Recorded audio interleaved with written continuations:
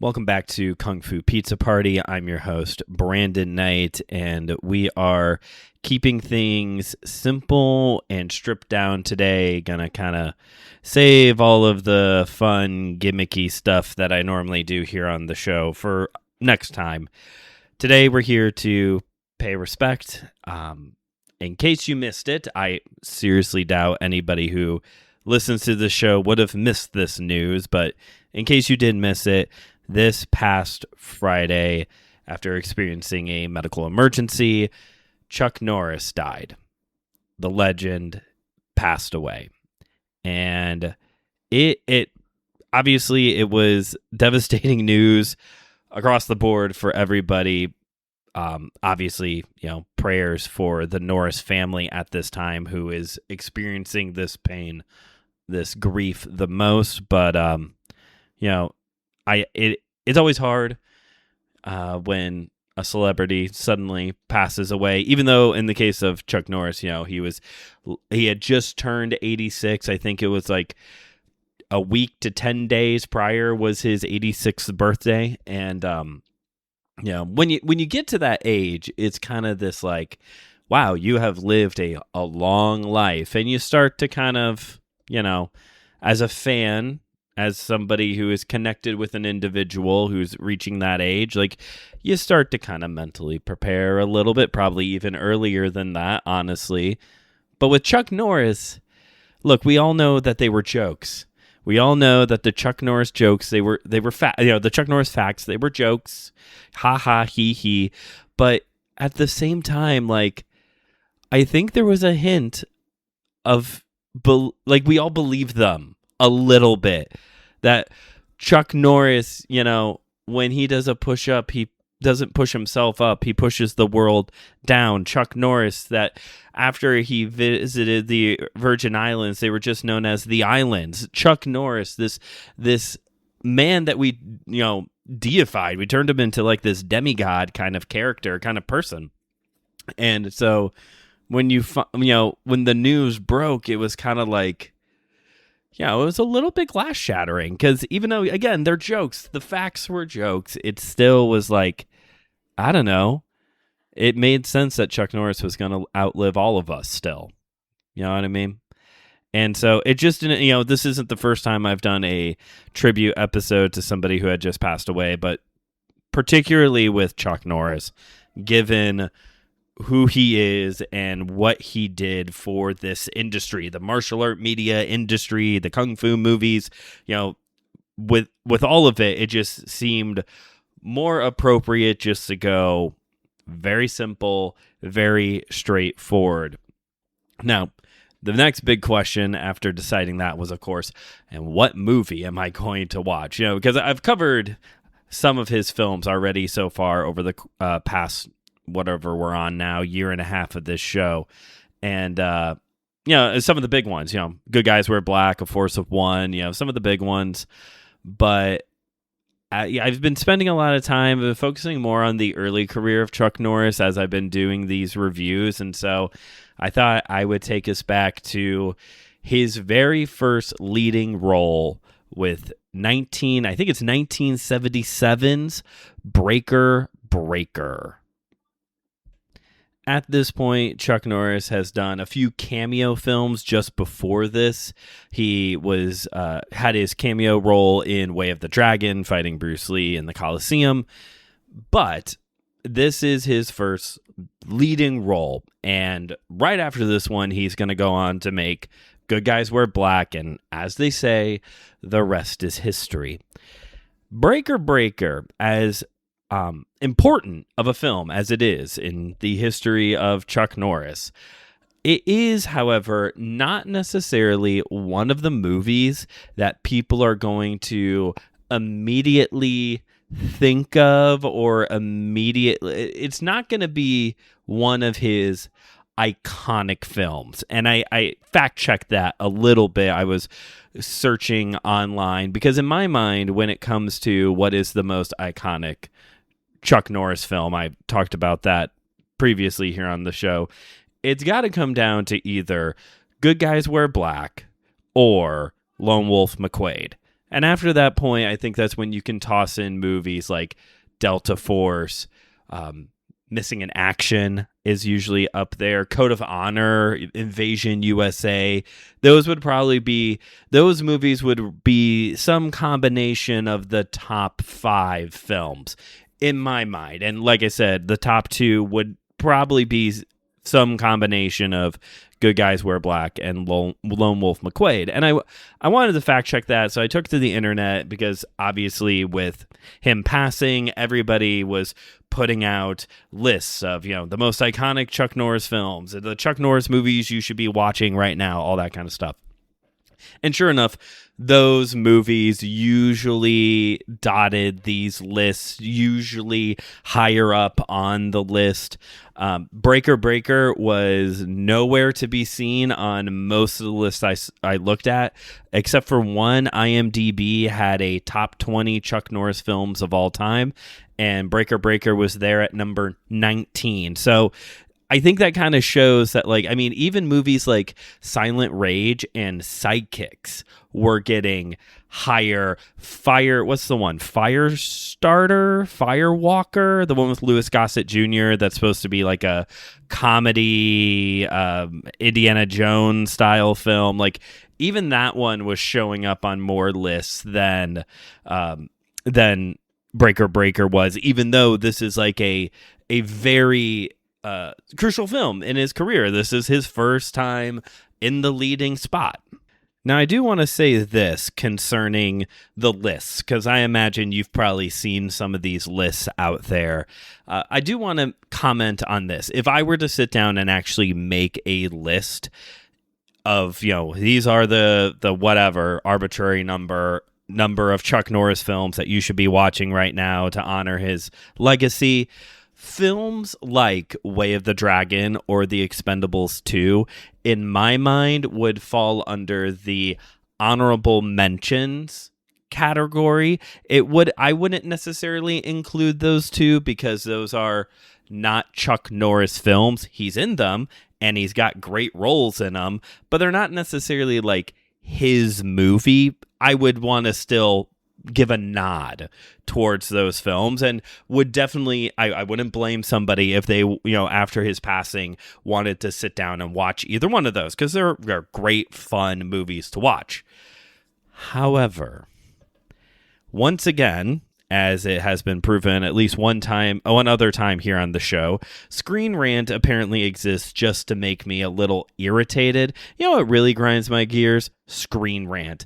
Because I'm sorry, Screen Rant, but Dodgeball doesn't count at all, either as an actual Chuck Norris film or an honorable mention. They had Dodgeball on their list. And look, it's a funny cameo, don't get me wrong, but it is a blip of a cameo. Way less screen time. I'm pretty sure he has way less screen time in that one than the other two movies I brought up. So once again, Screen Rant is proving that they exist just to irk me a little bit. When does Screen Rant stop being a fun place? It just exists to be clickbait, rage bait material now, I guess. Anyway, so with all that being said, I think part of the reason why Breaker Breaker is often overlooked or forgotten about is because it's, particularly when it comes to Chuck Norris, it's not the usual character that he plays or will go on to routinely play. Chuck Norris obviously would go on to play the Vietnam vet, the Vietnam soldier, or the local law enforcement guy who is also probably a Vietnam vet. That's kind of the lane he ends up finding himself in, and it makes sense given the time period. But that's not Chuck Norris here. This is, hey, what if we made a movie with Chuck Norris as a truck driver? And when you frame the movie that way, it does sound like a joke. And I remember the first time I watched Breaker Breaker, I wasn't really into it as much. On this most recent rewatch, and I'm pretty sure this is not recency bias being dictated by the fact that he had just passed away, but genuinely, outside of the ending, which I don't think it's a very good. The horse part at the very end of the movie is not good. I don't know what they're trying to do there whatsoever. But looking at the plot and looking at like what they were trying to do with this little town thing that they had going here, I think it's got a lot of good pieces and arguably could be one of the most remakeable Chuck Norris films, and one that I think you could even do in the modern age, even with all of the technology that we have now that they didn't have in 1977 when this movie came out. That, and the fact that more and more I am being persuaded that these early 70s, or well, I should say these early Chuck Norris films, the late 70s, early 80s, that's the sweet spot. By both the movie, the action itself, and also the acting. I think Chuck's earliest films are some of his best acting performances. Also, though he may not be playing one of the usual characters that he would go on to play, archetype, or maybe not archetype, but one of the usual like templates of a character that he would go on to play, here it is still very much Americana.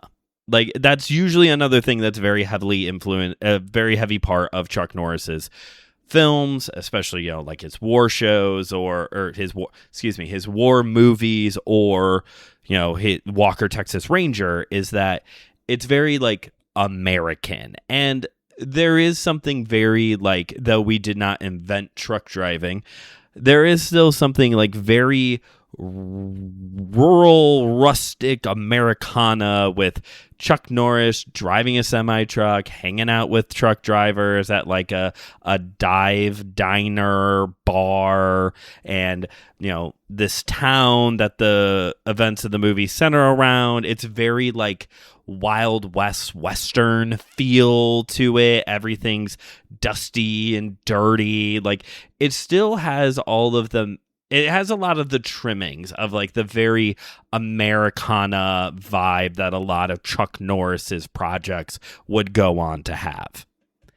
And again, truck driver Chuck Norris, sure, maybe it's a little cheesy at first glance, but plot-wise, I really do like what they've got going here. So, in a nutshell, Chuck Norris is helping out his younger brother getting into the trucking industry.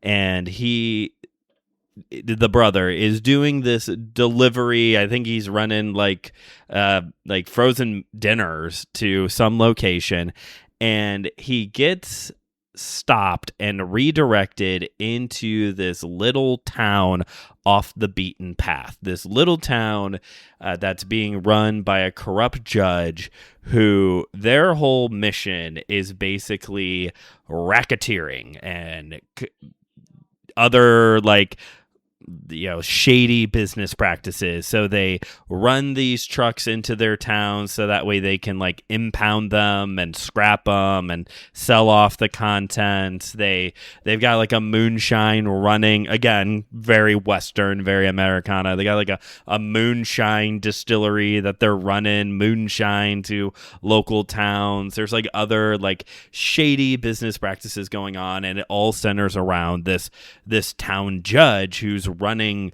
everything. And when the brother gets caught up into this and is being essentially held captive, Chuck Norris is gonna go in and save his brother, and eventually all the rest of Chuck's buddy truck drivers drive into the town to help bring down this corrupt little town and save Chuck's brother. And there's a lot of that I really enjoy. Especially, I think the first thing that really jumped out at me was the fact that it's his brother. Like, not like actually one of Chuck Norris's brother, or not actually Chuck Norris's brother, but that he's like, the characters he's trying to save his brother in the movie. And I love that. It's not his wife, his girlfriend, his fiance. It's not his estranged kid. It's not his dog. It's his brother. And so there's like and they're like close brothers. That's established quickly early on in the film that they're not like estranged or anything like that, but they're close, they're buddies, they're, the whole bit. And I love that. It's different. It's, not just one of his friends or, like a lover or anything. It's his brother. And so you just have and Chuck's the older brother. And so he's just kind of it's not just I want to save somebody who cares about, but it's an older brother caring for his younger brother. And I love that. And obviously I am the oldest sibling. So I really resonated with that. And it was different and refreshing. And although this town has like I said, like a Wild West vibe to it, it has another vibe going throughout it that I think isn't necessarily intentional. But if they were to ever remake Breaker Breaker, and once again, let's be honest, folks, all films are on the table to be remade at some point. That's just the law of Hollywood at this point. So if they did remake Breaker Breaker, I would really hope they lean into this more, because it kind of has like this cult vibe to it as well. Everything in the town revolves around the judge, and the judge is first introduced in the opening shot of this movie, where he is announcing to this crowd of people that they've been granted the visa by the state of California to launch. I think they call it Texas City or something like that. Houston City, Texas City, something along those lines. And just like he's having this big charismatic speech. He's at the center of every decision. People will just do and say and fall in line with anything he says in the town. And everyone is like just getting by. They're always like a little skeptical towards any outsider, particularly Chuck Norris. There's a scene he stops at a diner bar thing in the town to get some food, and the hostess hands him a menu. The hostess ends up becoming his love interest in the movie, by the way. But then the owner of the diner runs by and snatches the menu and hands him a different one, because that's the menu that outsiders get to order from, and the prices are all jacked up. There's something very cultish going on about this town, and if this was to ever be remade, I would hope that they really lean into it and maybe add a bit of a religious element to it and just give it full creepy cult vibes. Also in the cult category, so after the horse shot, I still have no idea what this horse was trying to communicate here at the end of the movie. It almost seems prophetic towards the rest of Chuck's career, but I don't know what it was trying to. It's just this weird kind of artistic shot with a horse right at the end of the movie, and an otherwise not very artistic film.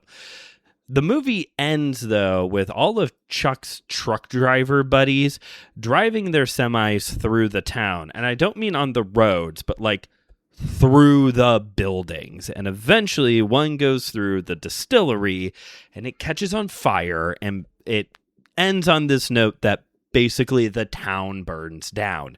And because it already had a little bit of this underlying cult thing going on here, I was like, oh god, this looks like Waco. And just to continue to make everybody more uncomfortable, again, this movie came out in 1977, and Jonestown happens in 1978. So I'm telling you, folks, if and when they remake Breaker Breaker, I really hope they lean in to the cult thing. I love cults. I've done a lot of episodes on my sister show, My Seminary Life, related to cults. And so maybe in general, maybe I should put that on my list of potential movies I may make one day as part of the Kung Fu Pizza Party banner, and do a martial artist trying to escape from a cult compound thing. I don't know. There's something there, or at least I would want to watch it. Make the art that you want to see in the world. I don't think that's the quote, but it sounds right to say right now. Combat wise, look, this is Chuck Norris bread and butter. Right off the bat, we're getting the good Chuck Norris, the sidekick, the spinning crescent kick.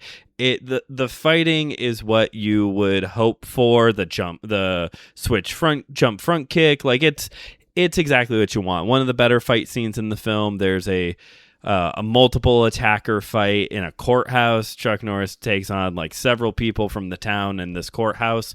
He runs out, and there's kind of this like crappy looking like overhang canopy thing over porch to the front of the courthouse, and Chuck grabs on and pulls himself up through a hole to hide while everyone else runs out to try and find him. Then the judge saunters out and Chuck drops back down in front of him, and the judge says something along the lines of like, well, that was pretty impressive. That was a pretty good trick you did. And the smile on Chuck Norris' face looks genuine. Almost like the judge ad-libbed that and it caught Chuck off guard and they ended up keeping it. There is one scene, though, combat-wise, it's like the first fight in the movie that it just doesn't... It's off. Early on, after Chuck's brother goes off to do the delivery, Chuck grabs a meal at the truck stop diner. And while he's eating his meal, a guy comes over to challenge him to an arm wrestling match because I guess Chuck Norris is like the arm wrestling champion of the diner or something along those lines. They have the match. Chuck wins. And of course, it escalates into this whole barroom blitz. Like it turns into, they're all fighting, people are throwing stuff around. But the thing is that the whole scene is shot high and tight. And when I say high, I mean high. It's like chest level. It's like nipple level and higher that the fight scene is shot at. And so you really don't see anything other than the actors reacting to being hit. It's either nobody was fast enough to keep up with Chuck, which I've heard he was strong, but I've never heard that he was too quick to keep up with. Or maybe it was like some kind of where they were filming at, they weren't actually allowed to like destroy the place for the scene. So they had the sound effects and what looked like they were tearing up this diner for this fight, and actually they weren't. So they had to shoot it high and tight so that way they could conceal the fact that the tables were fine. I don't know.